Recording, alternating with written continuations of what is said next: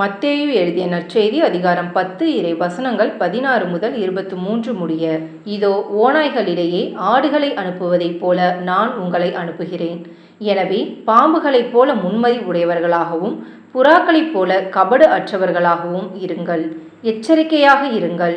ஏனெனில் மனிதர்கள் உங்களை யூத சங்கங்களிடம் ஒப்புவிப்பார்கள். தங்கள் தொழுகை கூடங்களில் உங்களை சாட்டையால் அடிப்பார்கள். என் பொருட்டு ஆளுநர்களிடமும் அரசர்களிடமும் உங்களை இழுத்து செல்வார்கள்.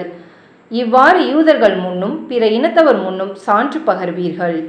இப்படி அவர்கள் உங்களை ஒப்புவிக்கும் பொழுது என்ன பேசுவது, எப்படி பேசுவது என நீங்கள் கவலைப்பட வேண்டாம். நீங்கள் என்ன பேச வேண்டும் என்பது அந்நேரத்தில் உங்களுக்கு அருளப்படும்.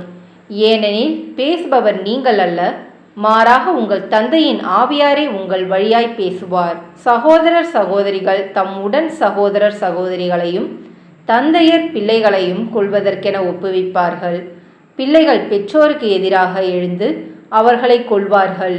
என் பெயரின் பொருட்டு உங்களை எல்லாரும் வெறுப்பர். இறுதி வரை மன உறுதியுடன் இருப்போரே மீட்கப்படுவர். அவர்கள் உங்களை ஒரு நகரில் துன்புறுத்தினால் வேறொரு நகருக்கு ஓடிப்போங்கள்.